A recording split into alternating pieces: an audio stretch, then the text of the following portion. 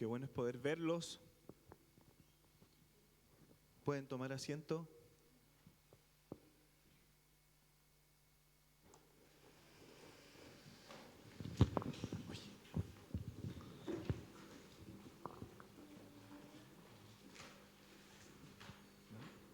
No importa. Pero después.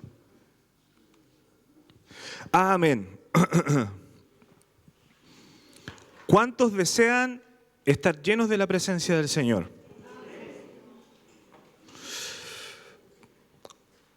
Entonces, para los que no tienen ese deseo de estar llenos de la presencia del Señor, aquí va una pregunta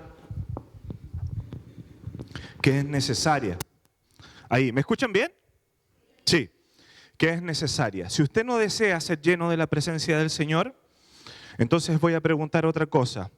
¿Cuántos creen que es necesario estar llenos de la presencia de Dios? Ahí creo que estamos todos, ¿no? Ahí creo que sí estamos todos. Entonces, iglesia, si no hay un deseo en su corazón de estar llenos de la presencia del Señor, entonces primeramente debemos preguntarnos qué tan necesario es estar llenos de Dios.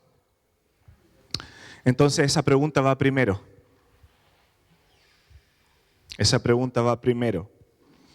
Hace una semana más o menos que Emilia, nuestra hija que ahora cumplió 8 años,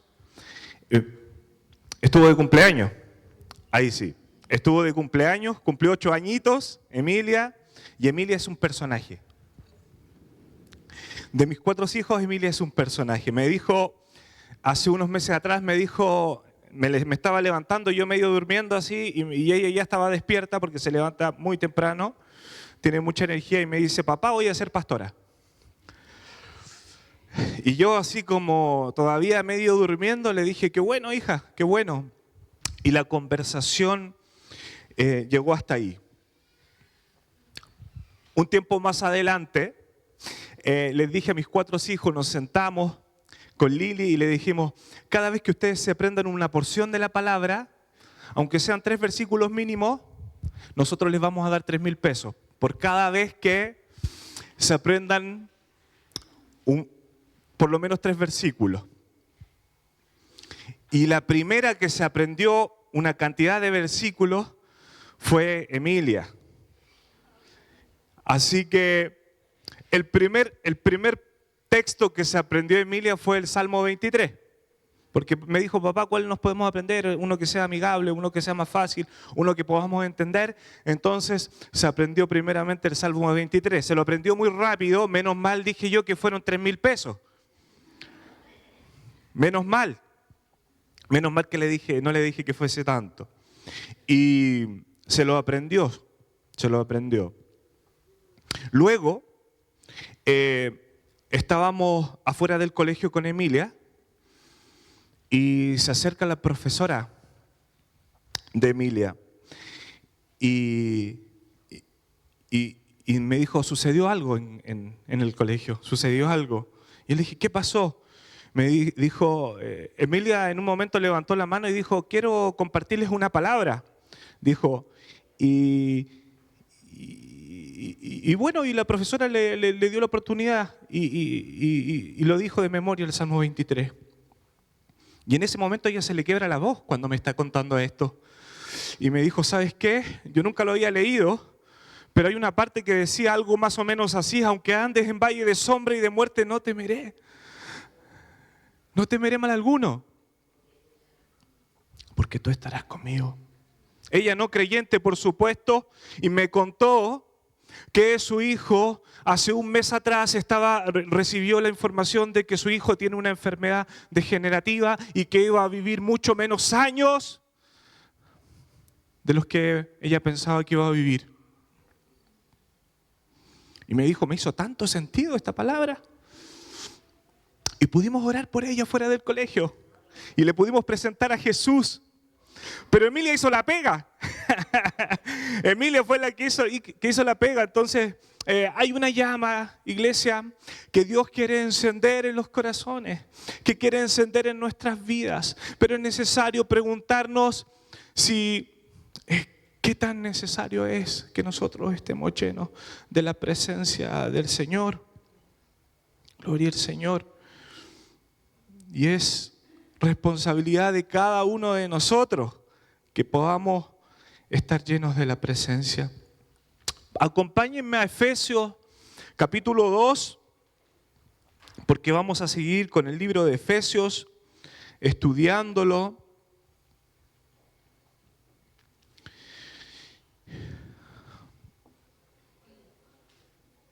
Vamos a leerlo en NTV, por favor, Emilio, nueva traducción viviente, si es que se puede. Sale muy clarito ahí.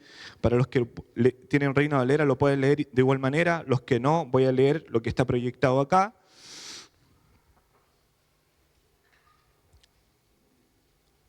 Vamos a leer hasta el versículo 10, del 1 al 10. Sí. Y leemos en el nombre del Señor. ¿Lo encontraron?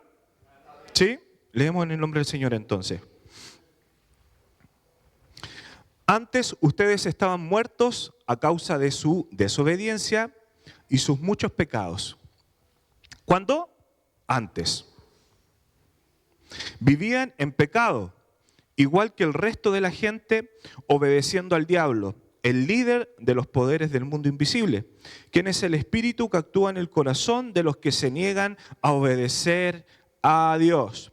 Todos vivíamos así en el pasado, siguiendo los deseos de nuestras pasiones y la inclinación de nuestra naturaleza pecaminosa.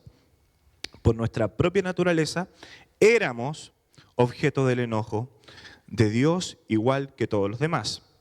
Pero Dios es tan rico en misericordia y nos amó tanto que a pesar de que estábamos muertos por causa de nuestros pecados, nos dio vida cuando levantó a Cristo de los muertos. Es solo por gracia de Dios que ustedes han sido salvados. Voy a repetir esa palabra por si alguien no la escuchó. Es solo por la gracia de Dios que ustedes han sido salvados. Pues nos levantó de los muertos junto con Cristo y nos sentó con Él en los lugares celestiales, porque estamos unidos a Cristo Jesús. De modo que en los tiempos futuros Dios puede ponernos como ejemplos de la increíble riqueza de la gracia y la bondad que nos tuvo, como se ve en todo lo que ha hecho por nosotros que estamos unidos a Cristo Jesús. Dios los salvó por su gracia cuando creyeron. ¿Cuándo los salvó por su gracia? Ustedes no tienen ningún mérito en esto. Yo voy a repetirlo esto de nuevo. Ustedes no tienen ningún mérito en eso. Es un regalo de Dios. La salvación no es un premio por las cosas buenas que hayamos hecho, así que ninguno de nosotros puede jactarse de ser salvo, pues somos la obra maestra de Dios. ¿Qué somos? ¿Le puede decir al que está al lado suyo? Eres la obra maestra de Dios. Así que avísale a tu cara. No, eso no, perdón, eso no. Eres obra maestra de Dios. Él nos creó de nuevo en Cristo Jesús, a fin de que hagamos las cosas buenas que preparó para nosotros tiempo atrás. Padre, gracias te damos por tu palabra. Tu palabra nos llena, Señor. No queremos quitarle nada a tu palabra y no queremos ponerle nada a tu palabra, porque tu palabra nos llena, tu palabra es suficiente, y cuando la comenzamos a leer y cuando la comenzamos a vivir y la creemos, Señor, las cosas comienzan a suceder, Padre. Te damos gracias, papá, que esta palabra cumpla su propósito en nuestras vidas, Señor, y que quede en nuestro corazón, que la meditemos, que la podamos vivir en la semana, papá. Para los olvidadizos, Señor, como yo, papá, vuélvela a recordar, Dios. Esta palabra en los momentos precisos, en los momentos que la necesitemos, Dios, refresca nuestra memoria. En el nombre de Jesús te damos gracias. Amén. Gloria al Señor. Bueno, pareciera que el tema es simple. Somos salvos por gracia. Y ustedes pueden decir, eso es para los católicos. Los católicos todavía no entienden esto. Le ha costado mucho entender a nuestros hermanos católicos de que es un regalo, de que nosotros no tenemos que hacer nada para ser salvos. Pero no es tan así. La iglesia del Señor, la iglesia cristiana, nosotros muchas veces de la boca lo decimos, pero en la práctica nos cuesta entender esto. En la práctica nos cuesta entender que somos salvos y que no tenemos que hacer nada para recibir esta salvación. Nos cuesta. Y mientras no lo reconozcamos y mientras no nos demos cuenta de que somos salvos por gracia, entonces es difícil poder vivir una plenitud con el Señor como hijos de Dios. Nos cuesta y creo que es necesario predicarla tantas veces sea necesario hasta que la podamos vivir. Fíjense que el versículo 1, vamos a ir desmenuzando algunos versículos, ¿no? Dice, antes ustedes estaban muertos ¿cierto? En pecados, a causa de su desobediencia y son muchos pecados. ¿Cuántos antes estaban muertos? Antes. Aquí no hay excepción alguna. Aquí no es que yo nací en cuna evangélica. Aquí no hay excepción, iglesia. Aquí no es que si tu papá se convirtió, entonces yo vengo con el pack. No, todos estábamos muertos en delitos y pecados. Todos. No nos salvamos ninguno. Ninguno. Antes, todos nosotros estábamos muertos a causa de nuestra desobediencia y muchos pecados. Y vivíamos en pecado, al igual que el resto de la gente, obedeciendo al diablo, al líder de los poderes del mundo invisible. Hay otra versión que dice al príncipe de la potestad del aire. No sé si lo han leído, pero me gusta ese término. Al príncipe de la potestad del aire, dice. Y me gusta ese término, porque el aire nosotros lo encontramos en todas partes. Entonces, ¿quién gobierna este sistema? Es el enemigo. Y a nosotros, tal vez más los jóvenes, nos cuesta hablar del diablo, ¿no? Del enemigo. Pero la palabra es clara con esto. Hay un enemigo y el enemigo nos quiere ver destruidos. La palabra dice que no desestimemos las maquinaciones, las artimañas del enemigo. Y yo ya había contado que las artimañas es un plan bien elaborado. Es un plan bien hecho. Antes de que tú despiertes, el enemigo ya tiene un plan para ti. Y un buen plan. No de estos planes así, mal hechos. Tiene un buen plan para ti. Entonces, si no estamos sujetos a la presencia del Señor, es muy difícil que sobrepasar esos obstáculos, ¿no?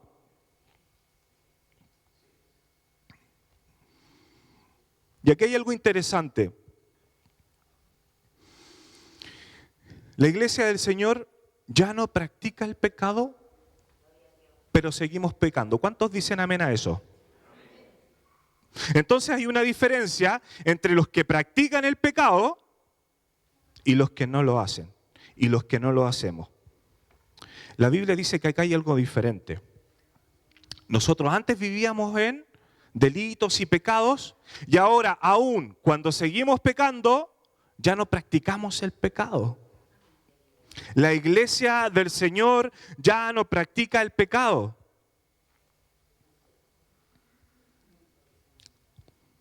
Qué tremendo es eso, ¿no? Entonces, cuando tú y yo comenzamos a practicar nuevamente el pecado, porque hay momentos en la vida que parece de los hijos de Dios, que parece que en vez de avanzar, estamos retrocediendo, y practicamos y volvemos a practicar el pecado, ahí hay un llamado de volver. Ahí hay un llamado para volver a los pies de Cristo Jesús. Iglesia, necesitamos volver. Necesitamos volver a los pies de Cristo Jesús. Necesitamos dejar de practicar el pecado, aun cuando entendemos que seguimos pecando, pero debemos dejar esa práctica.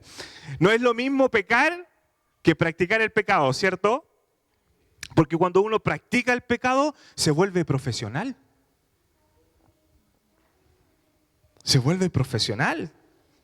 Se te vuelve un oficio. Entonces hay muchos pecados que han entrado en la iglesia. No sé si usted se ha dado cuenta. Y no me refiero al templo, me refiero a nosotros, en nuestra vida, en nuestro día a día. ¿No? Entonces, me pasó hace un tiempo atrás que estaba conversando con un cristiano. Solamente voy a dar esa información de esta persona. Y yo le estaba contando una historia que me topé con Marcelo Salas, me topé una vez. ¿Cuántos conocen a Marcelo Salas? Y aquí camino a la Juan Pinto Durán. Gloria al Señor porque nuestra iglesia está cerca de la Juan Pinto Durán. Pero no vamos a hablar de fútbol. Y iba cruzando Marcelo Salas. Y yo le conté eso, solamente eso. No sé por qué, ni me acuerdo por qué. Ah, bueno, eso no es nada, me dijo. Yo me topé con Jack Nicholson en Estados Unidos. ¿Cuántos conocen a Jack Nicholson? Jack Nicholson. Y después que siguió nuestra conversación, yo cada vez que decía algo, esta persona hacía algo mucho mejor. Entonces yo conocí a él, yo hice esto, no, y él hizo algo mejor. Entonces, yo me di cuenta evidentemente de que él estaba proyectando una realidad que aún no sé si era verdad, o estaba mintiendo, o había una necesidad evidente en él de poder ser aprobado por la gente, ¿no? Y cuando dijo Jack Nicholson, bueno, yo tendría que decir, no sé, pero yo conocí a la reina Isabel, como para ganarle, ¿no? Pero que yo sepa, la reina Isabel no ha pasado por Macul. Así que me di cuenta, y no sé si le ha pasado a ustedes, que aún con cristianos hay personas que mienten y que maquillan una realidad y que la practican siendo cristianos, habiendo conocido al Señor.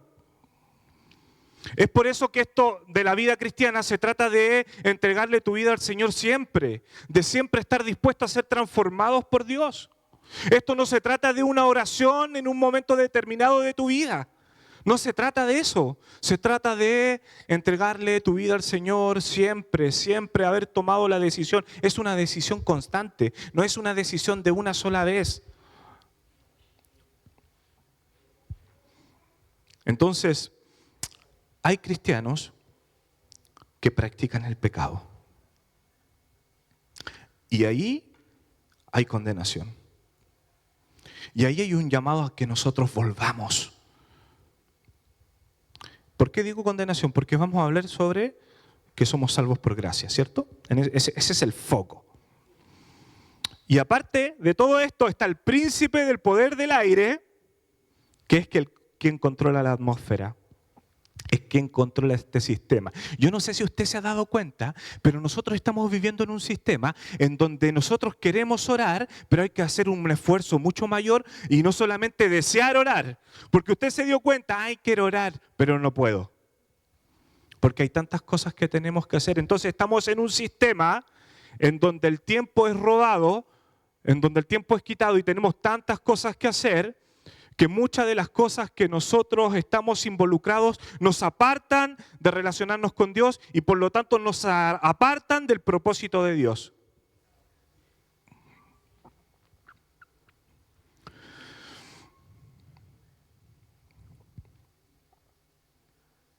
Pero debes saber, iglesia, que los hijos de Dios podemos desarrollar una atmósfera de reino aquí en la tierra.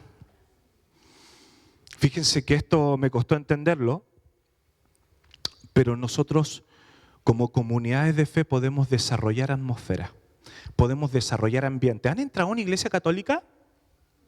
¿Sí? Y uno empieza a hablar calladito. No sé por qué, pero nadie no dice, no, oye, como que hay una solemnidad, como una cuestión de que tú no puedes hablar fuerte, ¿no? Como que por sí solo hay un ambiente así como de respeto, ¿no? Puede que el sacerdote no esté, porque muchas veces uno entra y no está, pero hay como que uno baja la voz, ¿no? Cállate. Yo la primera vez que entré a una iglesia católica, que fue la catedral de Santiago, ahí en la Plaza de Armas, yo entré y empecé a hablar fuerte y pasó una abuelita, me pegó un codazo, nunca más me lo voy a olvidar. Me hizo así, pasó, así, de pasadita, me hizo así, ¡pa!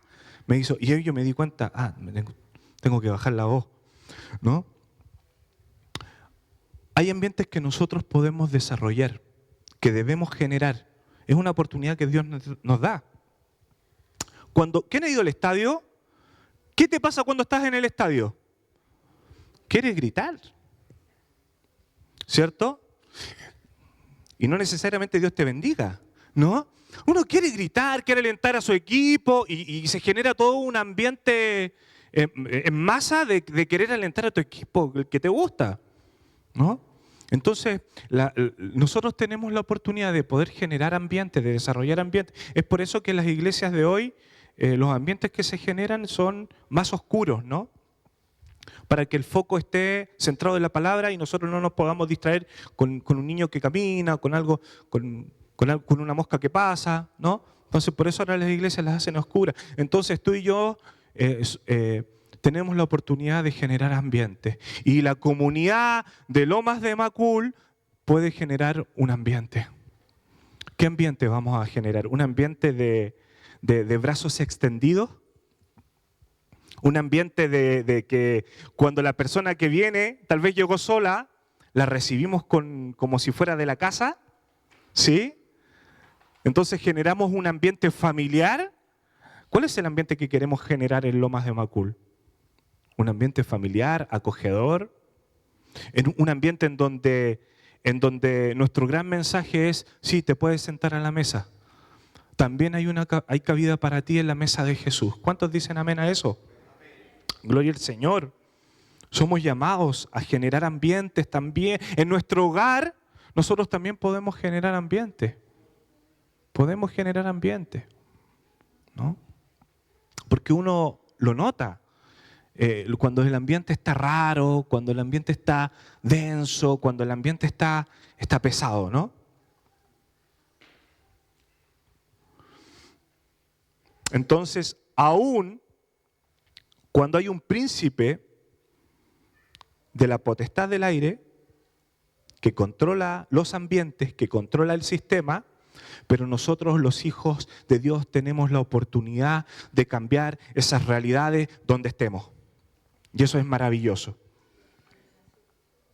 Es maravilloso.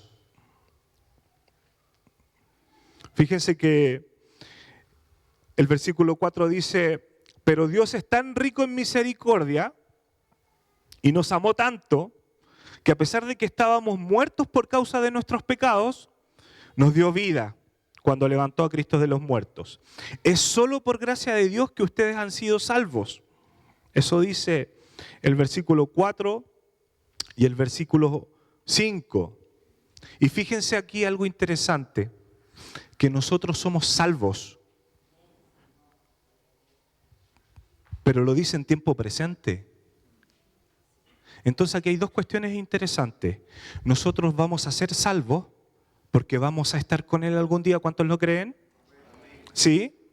Es decir, habla de una cuestión futura, ¿sí? Pero también habla de una cuestión presente. No dice la palabra de Dios, es que ustedes van a ser salvos. Nosotros ya somos salvos. Tiempo presente. Ya somos salvos. Ahora, acá hay una cuestión interesante. ¿Es una salvación incompleta?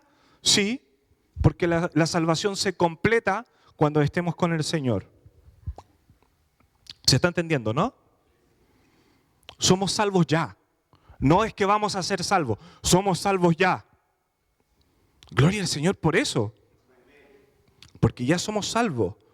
No solamente esta palabra se refiere a una cuestión futura y definitiva con respecto a la salvación. También hace referencia a la obra redentora de Cristo Jesús, que tiene un efecto en el hoy. Tiene un efecto para este tiempo. Entonces, iglesia, hay un llamado en que nosotros debemos vivir la plenitud de Cristo Jesús disfrutando la salvación de hoy. Es cierto, hay algo que nos espera y eso es maravilloso. Pero ¿saben qué? Nuestra mirada tiene que estar en el cielo, pero nuestros pies tienen que estar en la tierra. Nuestros pies no pueden estar en el cielo. Porque hay una salvación que es para la tierra, para acá, para que otros también la puedan disfrutar. Entonces muchas veces nos encontramos con cristianos que solamente están allá en el aire, allá arriba. No los bajas, no los bajas. Y hay una salvación que tenemos que disfrutar acá en la tierra. Y hay una salvación que debemos compartir con otros. Y esto tiene que ser evidente en nosotros. Se nos tiene que notar hasta en la cara. Por eso les decía yo, avísele a su hermano, ¿no? Sí. Porque a veces estamos como que la sufrimos, ¿no? Como que ese cristiano que la sufre toda, ¿no? ¿Ah? Cansado del camino. Y yo me imagino la canción de Jesús Romero. Yo sé que a muchos les puede gustar, ¿no? A mí también. Pero es como que me imagino con ese fondo de música. Cansado del camino. Y como que una cara de sufrido, así como a este guerrero tú le diste en la mayor batalla, Señor. Pero yo no sé cuál es tu batalla, yo no sé cuáles han sido tus dificultades. No las estoy reprochando, no las estoy minimizando, pero es necesario que nosotros podamos disfrutar de esta salvación tan maravillosa, que se puede disfrutar aquí, en la tierra, presente, aún con las dificultades, aún con los momentos, aún con las debilidades, aún con los pecados que cometemos, podemos disfrutar de la salvación aquí en la tierra. Por eso me encanta la oración de Cristo Jesús, cuando dice, venga tu reino. Entonces no alejemos el reino, ¿no? No lo encerremos en una burbuja. Que venga el reino del Señor. Y el reino del Señor se establece con los hijos de Dios. Porque creemos que cada comunidad de fe es una puerta. Es una puerta al cielo, es una puerta para que muchos puedan conocer del Señor. Si bien es cierto, la iglesia no salva, pero es una puerta. Somos generadores de oportunidades para que puedan conocer al Señor. Generamos atmósfera para que el Señor pueda estar aquí, se pueda establecer en el reino. ¿Cómo se establece el reino de Dios? Por medio de la iglesia. ¿Qué responsabilidad más grande? El reino de Dios se establece en los corazones, pero es a la iglesia del Señor la que Dios usa para que esto suceda. ¡Qué tremendo! ¡Qué maravilloso! Entonces, disfrutamos de la salvación incompleta hasta llegar a una salvación completa, definitiva. ¿Cuántos dicen amén? Pues nos levantó de los muertos junto con Cristo y se sentó con Él en los lugares celestiales porque estamos unidos a Cristo Jesús. De modo que en los tiempos futuros Dios puede ponernos como ejemplos de la increíble riqueza de la gracia y la bondad que nos tuvo, como se ve en todo lo que ha hecho por nosotros que estamos unidos a Cristo Jesús. Vuelvo a repetir, estamos unidos a Cristo Jesús. Fíjense que hay riqueza en la gracia de Jesús. Y hay aparentemente más riqueza de la que nosotros podemos imaginarnos. Y nosotros deberíamos ser testimonios de eso. Hay algo que me parte la cabeza, y es que esta tarea de la gran comisión que le dio el Señor a la iglesia pareciera que fuera tan difícil, ¿no? Pareciera que la camiseta nos queda grande. ¿Y saben qué? Hay algo que me partió la cabeza, y es que Dios podría haberlo hecho así, el tema de la gran comisión. Podría haberle dado la tarea a los ángeles. Jesús mismo podría haber sido una persona longeva y haber cumplido la gran comisión él solo, con los apóstoles. Se murió Jesús, se murieron los apóstoles y queda una tarea para la iglesia. Es decir, Jesús podría haber hecho la pega, pero la pega la dejó a nosotros. ¿Saben por qué? Porque la pega se va a cumplir. Entonces la pregunta es, no sé si tú quieres participar de esto, no sé si tú quieres participar de la gran comisión, porque la pega se va a hacer igual. Y Dios nos dio esa responsabilidad a nosotros. Pero esa responsabilidad nos viene con un peso de que hoy lo lograremos o no lo lograremos. La haremos o no la haremos. Tengo tantos límites que capaz que ni se cumpla la cosa, ¿no? Entonces caminamos bajo una victoria. Y eso a veces no se nos olvida. Caminamos bajo una victoria. Aún con todo lo que podamos vivir, el plan de Dios se va a cumplir. El plan de Dios se va a cumplir, iglesia. Contigo o sin ti, se va a cumplir. Entonces la pregunta es, ¿tú quieres ser parte de esto? ¿Quieres ser parte de lo que el Señor va a hacer en este tiempo? ¡Qué maravilloso privilegio! Es como cuando, no voy a decir qué equipo, porque tengo una herida aquí con el fútbol ahora, pero es cuando tú ves un partido de fútbol y tú dices, aquí ya sé quién va a ganar. Aquí ya sé quién va a ganar, ¿no? Entonces no hay, te apuesto lo que quieras, va a ganar él. Para los que estamos en el Señor, involucrarse en las cosas del reino va a significar que tú sabes que en este equipo el plan se va a cumplir. El plan se va a cumplir en este equipo. Gloria al Señor por eso. Dios quiso que fuéramos testimonio vivo de Jesús aquí en la tierra. Fíjense lo que dice el versículo 9. La salvación no es un premio por las cosas buenas que hayamos hecho. Así que ninguno de nosotros puede jactarse de ser salvo.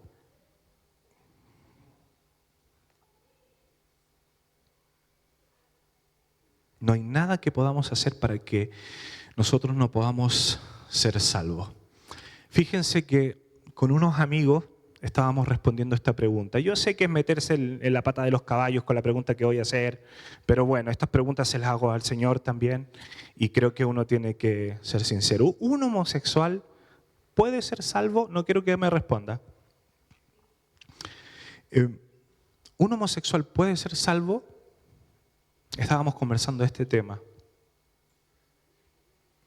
Y lo que me dice la Escritura, en primera instancia, es que sí, puede ser salvo. Fíjense bien la pregunta, ¿un homosexual puede ser salvo? Sí puede ser salvo. Ahora, desmenucemos esta pregunta, ¿no? Aquí podría haber habido un mentiroso puede ser salvo. Cambiemos la palabra homosexual y pongamos otro, ¿no? Pero lo pongo aquí porque nosotros tenemos un tema con la sexualidad, ¿no?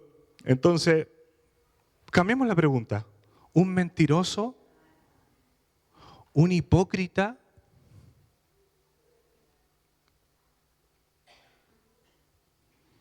¿Puede ser salvo? Ahora, sabemos que hay condicionantes y que tenemos que entregarle nuestra vida al Señor. Por supuesto que sí, ¿cierto? Tenemos que entregarle nuestra vida al Señor para ser salvo. ¿Cuántos dicen amén a eso? Entonces, ¿cómo respondemos a 1 Corintios capítulo 6, del 9 al 10, en donde dice, ¿no sabéis que los injustos, los que no heredarán el reino de Dios? A ver. ¿Me la pueden poner? Porque creo que no la escribí bien. ¿Cómo respondemos a esto entonces? 1 Corintios 6, del 9 al 10. ¿No se dan cuenta de que los que hacen lo malo no heredarán el reino de Dios? No se engañen a sí mismos. Los que se entregan al pecado sexual o rinden culto a ídolos o cometen adulterio son prostitutos o practican la homosexualidad.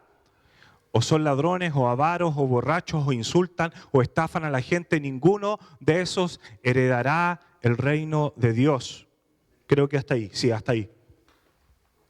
Entonces, ¿qué hacemos con esto? Y aquí tenemos que aplicar una hermenéutica que es súper importante y básica para nosotros. Pablo le escribía a los Corintios. Entonces yo me pregunto, si Pablo hoy estuviera vivo y le tuviera que escribir a la iglesia de Lomas de Macul, tal vez sacaría algunas de estas y pondría otra.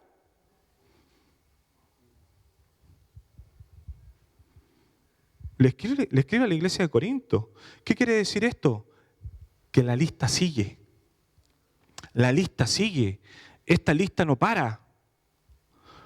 Estos tipos de pecados, porque no los nombró a todos, no sé si se fijaron. Acá hay pecados que yo cometo y que no están. Ah, me salvé. Gracias, Pablo. Me resalvé. Porque no nombró mis pecados.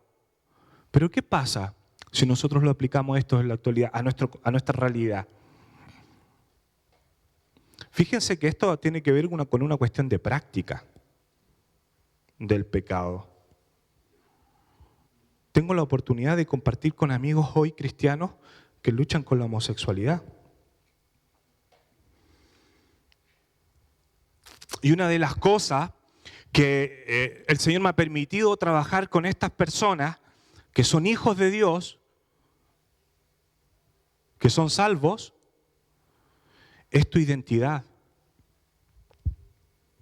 Porque aquí la pregunta probablemente puede estar hasta incorrecta en el caso de que esta persona sea salvo.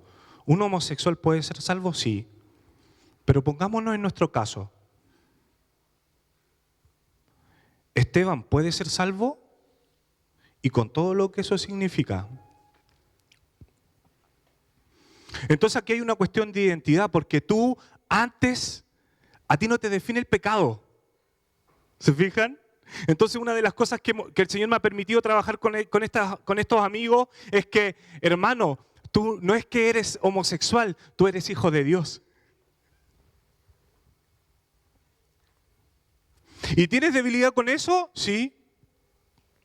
Pero tú eres hijo de Dios primero. Yo sé que no es fácil digerir esto, pero creo que es necesario enseñarlo. ¿Por qué nos cuesta tanto entender esto? Porque nos cuesta mucho entender que es por gracia. Es por gracia en la cual nosotros somos salvos. Es por gracia. No hay mérito en ti. No hay mérito en un homosexual. No hay mérito en un mentiroso. No hay mérito en nadie.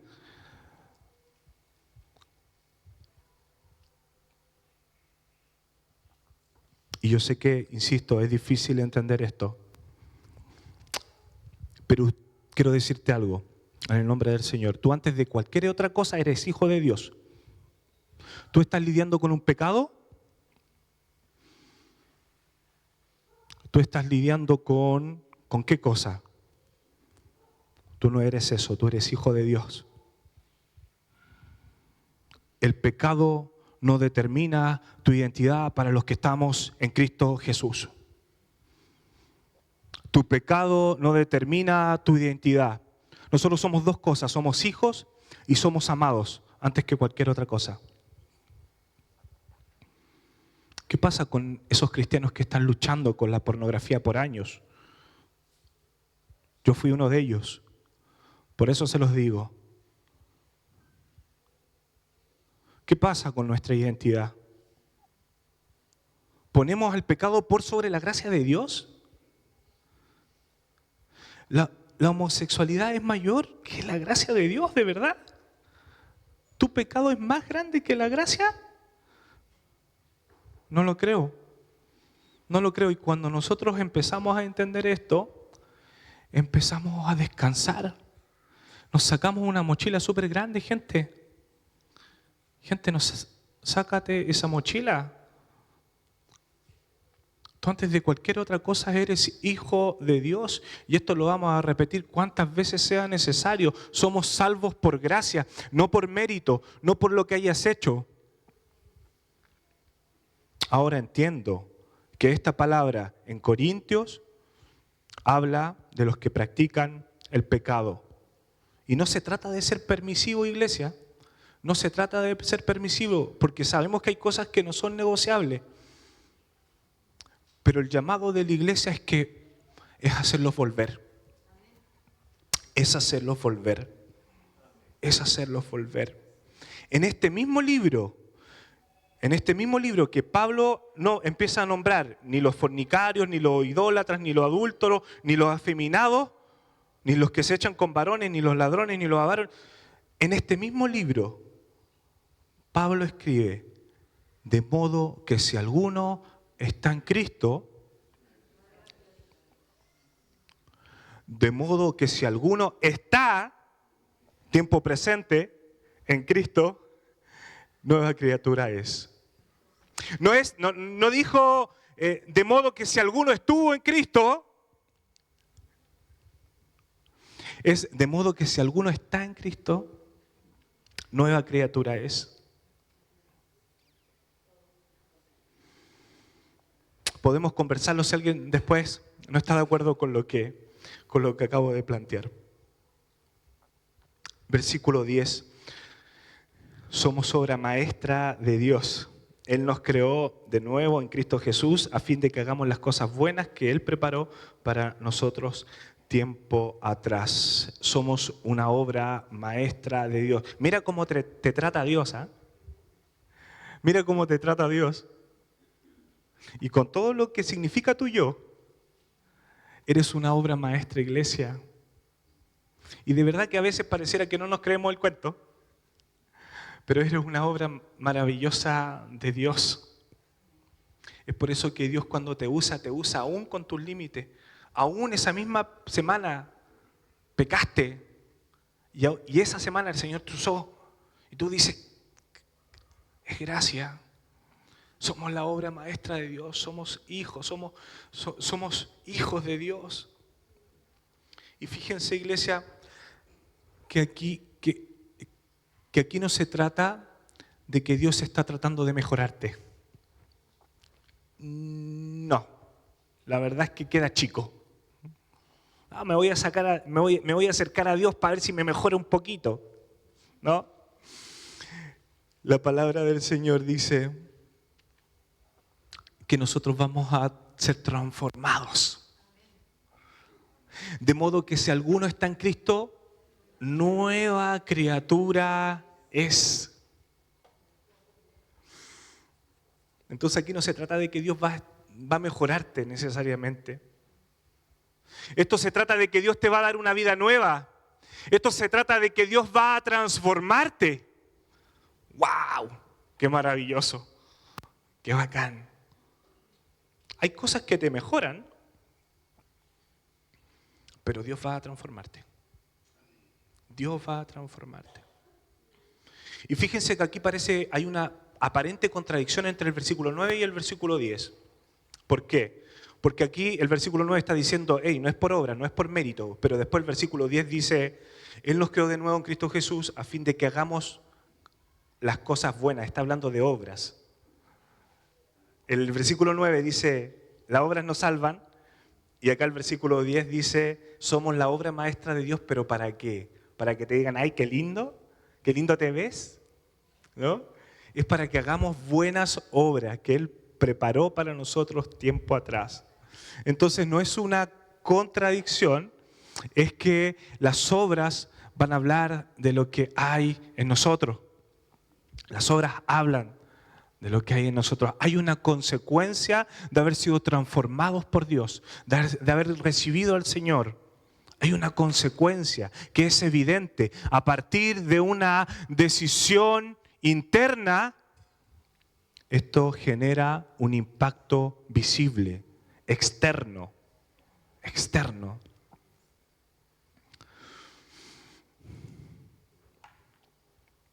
¿Me pueden acompañar los músicos? Porque ya estoy terminando.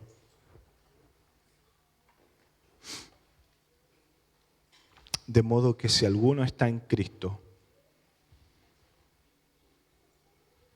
somos salvos por gracia.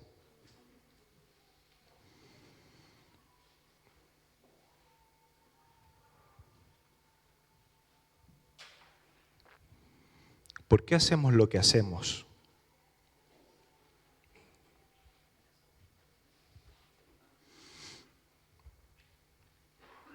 Tu pecado no te define. Tu pecado no te define. Incluso la realidad que estás viviendo tú hoy tampoco te define. Yo no sé cuántos están viviendo temporadas de crisis. temporadas malas, temporadas en donde si sumamos y restamos, son más las batallas perdidas que ganadas. Pero aún eso no te define. No te define lo que haces. Te define quién eres en Cristo Jesús. Y eso pareciera ser tan fácil, pero a la hora de vivirlo y experimentarlo, va a haber una lucha. Va a haber una lucha porque el sistema, el mensaje que nos deja este sistema es otro. Es otro. Es que es por nuestros méritos. Es que es por lo que hacemos. Entonces vamos a estar luchando constantemente con esto, iglesia.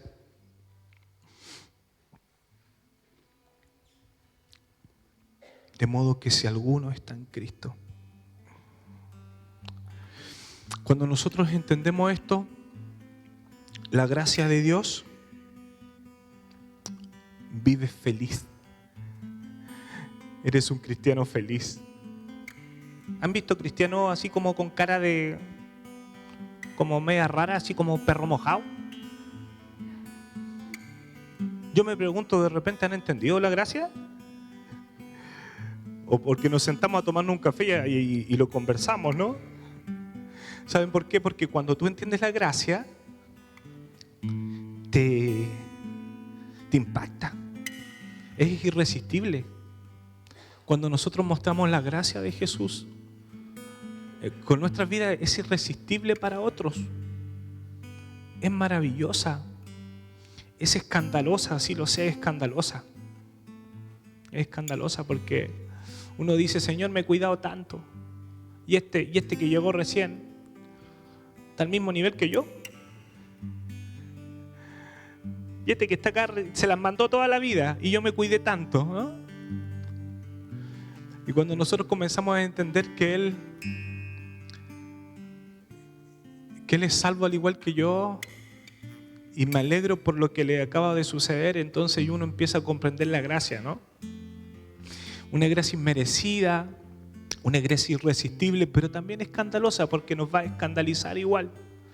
Porque hay un poco de religiosidad todavía en nosotros.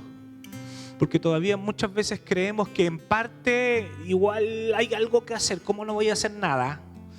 La salvación no puede ser tan así, tan gratuita. Pero es que ya el costo ya estuvo, ya lo hizo el Señor. Hubo un costo grande, caro. No fue gratis. Es una gracia maravillosa. Es una gracia maravillosa. Hagamos que acá haya una mesa. Hagamos que acá haya una mesa. Yo les pregunto, ¿nosotros estamos dispuestos a que todos se puedan sentar en la mesa? ¿Todos se puedan sentar en la mesa del Señor? Oh, sí, pero hay unas condiciones. Dios te pregunta, ¿qué es lo que tienes hoy? Con eso sírveme. Mi gracia va a ir contigo. Mi gracia va a ir contigo. Predica de mi gracia. Vive tu vida dejando ese mensaje. Vive la gracia en tus actitudes, en tu mirada, en tus conversaciones. Vive la gracia de Jesús. ¿Qué es lo que tiene? Porque si en lo poco fuiste fiel, sobre lo mucho Dios te pondrá. Estoy seguro que a veces Dios no nos da más porque no comprendemos la gracia todavía. Porque creemos que el Evangelio es para algunos pocos. Entonces, de repente el Señor, me imagino que nos pregunta, ¿para qué quieres que te dé más? ¿Para qué quieres que te dé más bendiciones? ¿Para qué? Si has sido una persona muchas veces excluyente o muchas veces has tomado una carga así de grande y todavía no la dejas a mis pies porque todavía no puedes perdonarte. si yo ya te perdoné? ¿Para qué quieres que te dé más? Entonces pedimos bendiciones y las bendiciones no llegan. ¿Para qué quieres que te dé más? ¿Sabes qué? Con lo que tienes, solo con la gracia. Fíjense, solo con la gracia. Ya, yo no tengo ningún don. Solo con la gracia. Solo predica de la gracia. Solo vive la gracia. No estamos hablando ni siquiera de dones. Solo vive la gracia de Dios. Y con eso el Señor te va a poner sobre lo mucho. Porque a veces lo mucho que tú tienes, si no está en las manos de Dios, si no está basado en la gracia, puede ser poco y no acredita para nada. Ni siquiera acredita para un milagro. Pero escúchame bien, lo poco que tú tienes, entendiendo la gracia en las manos de Dios, es mucho y puede acreditar incluso para un milagro. Padre, gracias te damos por esta palabra, Dios. Ayúdanos, Señor, a entender que hay una mesa para todos. Aunque eso me genere picazón, Señor, en el cuerpo. Espero que cada vez me genere menos picazón, Señor, entender que hay una mesa que es para todos, papá. Escandalosa gracia. Escandalosa gracia, Señor. Te doy gracias, papá, porque el mejor ejemplo de que tu gracia es escandalosa es porque yo estoy acá. Aquí, siendo amado, siendo sostenido por una comunidad, siendo abrazado, aconsejado, siendo escuchado. Gracias te doy, Señor, porque yo y tú somos ejemplos de que hay un asiento para personas que no lo merecieron. Gracias, Padre. Ayúdanos, Señor, a tirar menos piedras y a extender más brazos. Menos piedras y más brazos. Menos piedras y más brazos. Más gracias y menos mérito. Más gracia y menos mérito.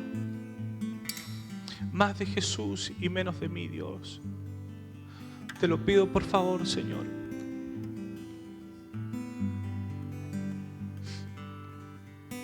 Si usted comprendió esto, se puede parar. Vamos a cantar.